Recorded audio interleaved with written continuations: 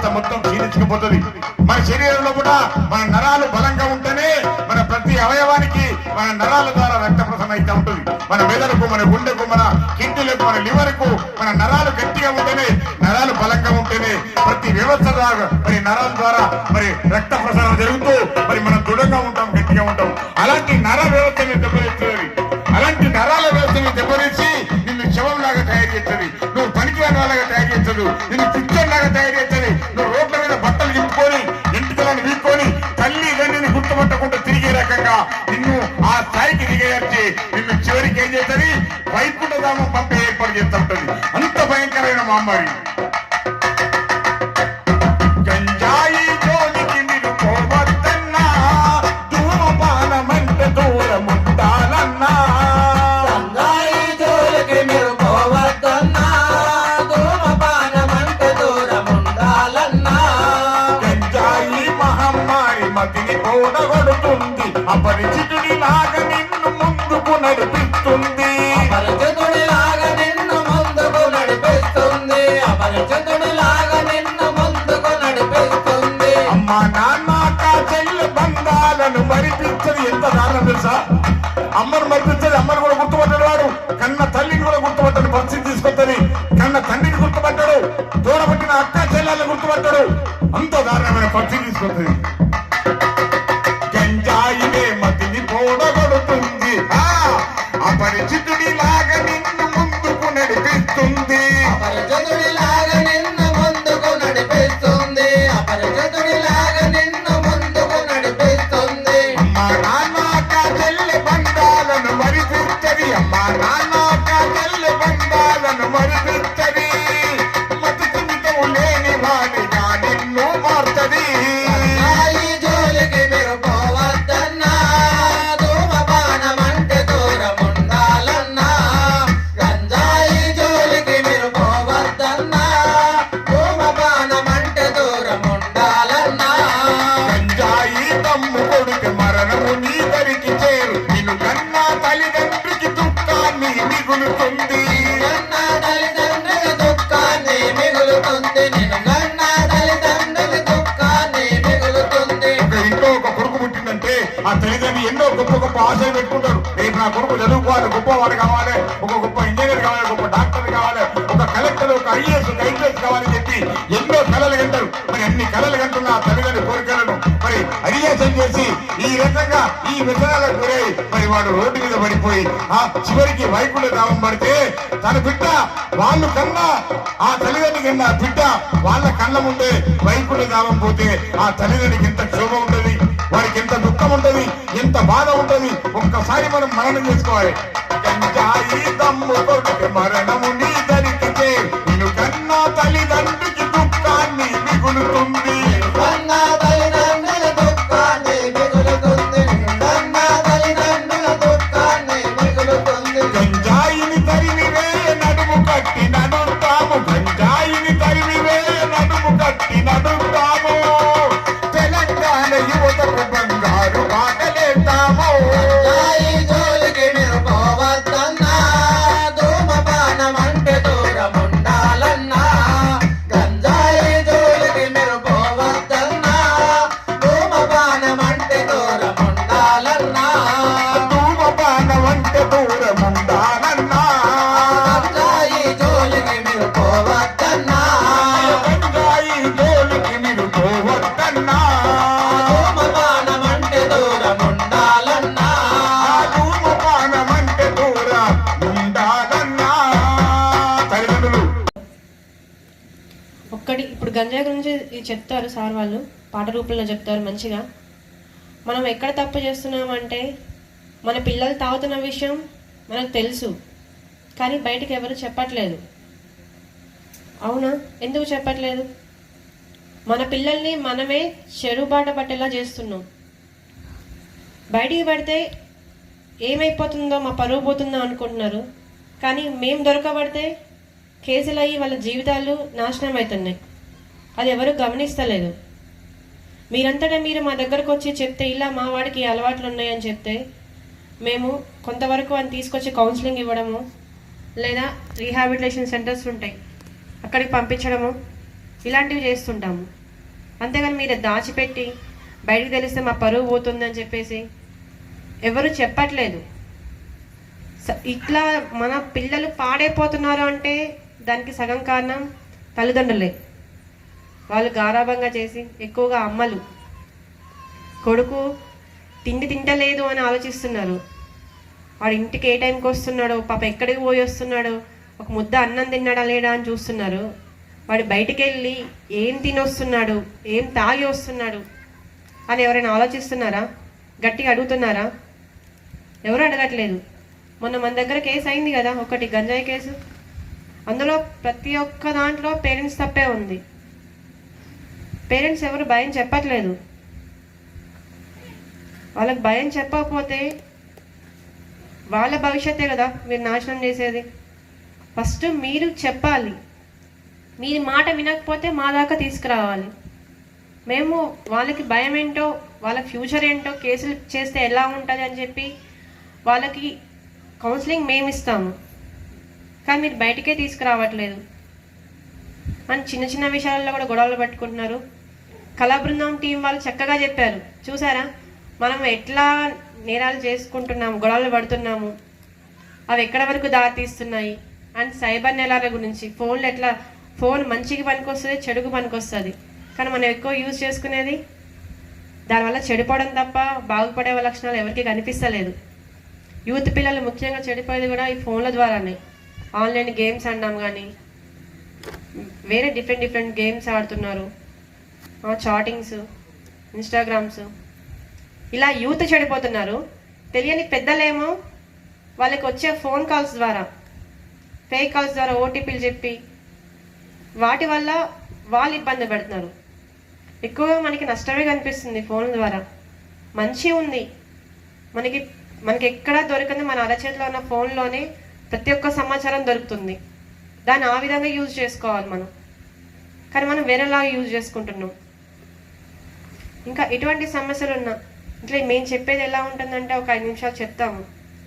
ఇలా కొంచెం బోర్ కొడుతుండొచ్చు. ఇప్పుడు కళా బృందం టీం వాళ్ళు వచ్చారంటే ఇంత చక్కగా పాట పాడుతున్నారు వాళ్ళు. అవునా కదా? వింటా ఉంటే వినాలనిపిస్తుంది. మాకు కాదు క్లాప్స్ కొట్టాల్సింది, గట్టిగా వాళ్ళకి క్లాప్స్ కొట్టాలి. గట్టిగా క్లాప్స్ కొట్టండి వాళ్ళకి. ఎంతో కష్టపడుతున్నారు. గొంతు పోయేలాగా, చేతులు పోయేలాగా డ్రమ్స్ కొడుతూ చక్కగా పాట రూపంలో వివరిస్తున్నారు మనకి. వీళ్ళు చెప్పేవన్నీ బయట జరుగుతున్నవే, జరిగినవి కూడా మీకు ఎగ్జాంపుల్స్ కూడా చెప్తున్నారు. ఎక్కడెక్కడ ఏమేమి జరిగినాయి అని కూడా. ఎందుకు చెప్తున్నారు ఇవన్నీ? మళ్ళీ కొద్దో గొప్ప మార్పు రావడానికి. అవునా? మీకు ఇంత కష్టపడి ఇక్కడ కూర్చోబెట్టి వాళ్ళు ఎక్కడి నుంచో వచ్చి మీకోసం వాళ్ళు ఇట్లా పాట పాడుతూ అవన్నీ మనకి జరిగిన ఇన్సిడెంట్స్ మొత్తము ఎక్స్ప్లెయిన్ చేస్తూ ఇదంతా చేస్తున్నారు అంటే మీలో ఎంతో కొంత మార్పు రావాలని. మీరు అట్లాగే ఇది కొంచెం ఇలా ప్రోగ్రామ్ ఇంకా కొంతసేపు ఉంటుంది. ఇంకా చక్కటి పాటలు చాలా ఉన్నాయి వాళ్ళ దగ్గర. ఇలాంటి అదృష్టం మళ్ళీ మళ్ళీ రాదు. శంకరపల్లి గ్రామ ప్రజలందరూ ఈ యొక్క అవకాశాన్ని సద్వినియోగం చేసుకోవాలి. మళ్ళీ మళ్ళీ మన గ్రామానికి రారు వీళ్ళు. వచ్చినప్పుడు వాళ్ళు ఏం చెప్తున్నారు, మేము చెప్పేదానికంటే వాళ్ళు పాట రూపంలో చెప్పేది, వాళ్ళు స్టోరీ ప్రకారం చెప్పేది చాలా బాగుంటుంది. దయచేసి అందరూ వచ్చి ఈ అవకాశం సద్వినియోగం చేసుకోగలరు. ఈ యొక్క కళా బృందం టీంకి ఇంత చక్కగా చెప్తున్నందుకు వాళ్ళకి మళ్ళొకసారి క్లాప్స్ కొట్టండి. ఎంత కొట్టినా తక్కువే, అది ఎంత కొట్టినా తక్కువే. మన కోసం ఎవరో చెప్పాల్సిన అవసరం ఎవరికి ఉంది? ఎవరి కోసం? మన కోసం చెప్తున్నారా, మీకోసం చెప్తున్నారా? వాళ్ళకి ఏమైనా వస్తుందా? మనం బాగుపడాలనే కదా. మరి అందరు రావాలి, గ్రామంలో ఉన్న వాళ్ళందరూ చక్కగా వినండి, అర్థం చేసుకోండి. మేము చెప్పే మాట రూపంలో మీకు అర్థం కాకపోవచ్చు, పాట రూపంలో మీకు బాగా అర్థమవుతుందని అనుకుంటున్నాను. And special thanks to police కళా బృందం టీం. మా దగ్గరకు వచ్చి మా సుంకపల్లి గ్రామ ప్రజలకి ఇంత చక్కగా వివరిస్తున్నందుకు స్పెషల్ థ్యాంక్స్. టీం మొత్తానికి, టీం మొత్తం హార్డ్ వర్క్ చేస్తారు, అందరు కలిసికట్టుగా చేస్తారు. అందరికీ అదే ఉండాలి, యూనిటీ అనేది ఉండాలి. అందరు కలిస్తేనే ముందుకు మనం ఏదైనా సక్సెస్ చేయగలుగుతాం. అవునా? ఓకే, థ్యాంక్ యూ అందరికీ. కళాబృందం టీంకి thank you, special thanks. Program content ఇప్పుడు గంజా గురించి చక్కగా పాట పాడతారు, అది చాలా బాగుంటుంది.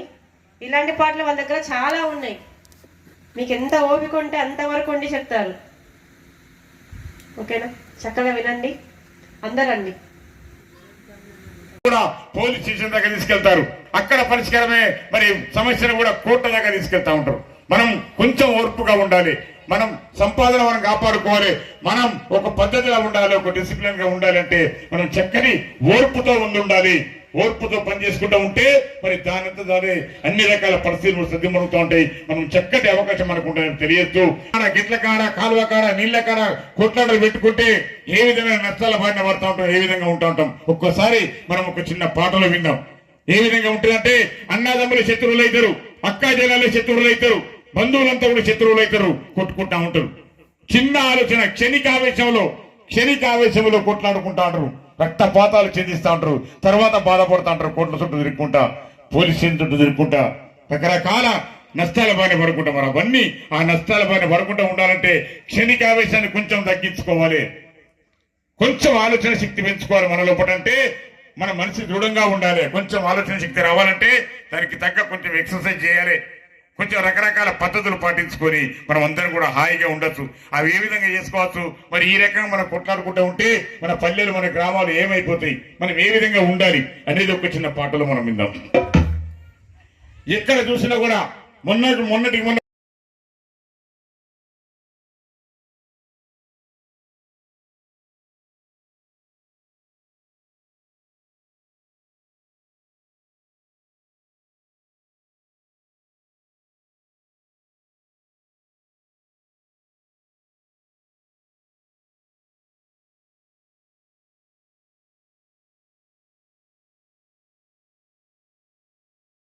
అది మీకు ఒక అవగాహన వస్తుంది.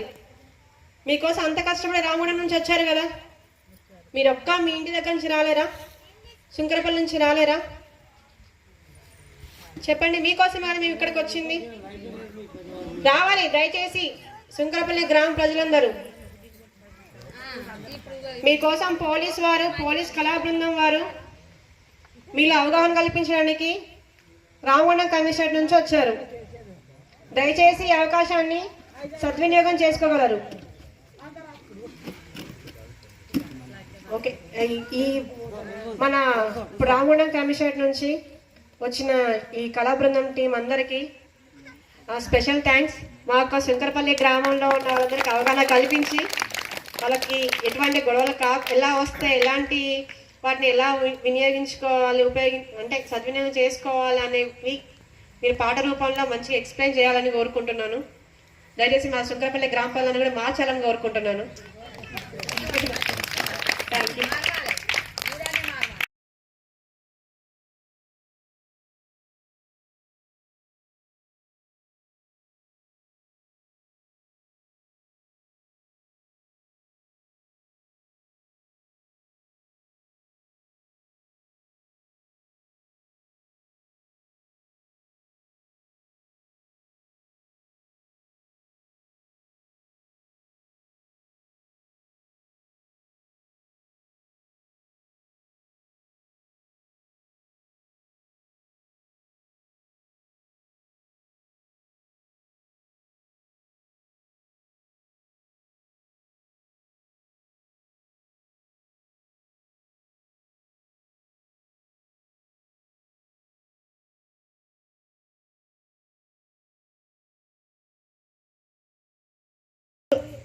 అవగాహన కల్పించడానికి మన రామగుండం కమిషనరేట్ నుంచి కళా బృందం టీం వాళ్ళు వచ్చారు. మీలో అవేర్నెస్ కల్పించడానికి ఈ యొక్క ప్రోగ్రాం. దయచేసి అందరూ వచ్చి ఈ యొక్క ప్రోగ్రామ్ని, ఈ అవగాహన సదస్సుని మీకు కల్పించే అవేర్నెస్ని సద్వినియోగం చేసుకోవాలి. మళ్ళీ మీకు ఇలాంటి ఛాన్స్ వస్తుందా? మీ శంకరపల్లిలో ఈ మధ్య బాగా గొడవలు అవుతున్నాయి, ఇంకేమవుతున్నాయి కదా, ఇంత సమస్యలు ఉన్నాయి. మీ ఊరిని నేను సెలెక్ట్ చేసుకోవడానికి కారణం అదే. మీ గ్రామంలో చాలా సమస్యలు ఉన్నాయి, వాటన్నిటికీ పరిష్కారం చూపించుకోవడానికే కదా. మీకోసం ఈ టీం వచ్చారు.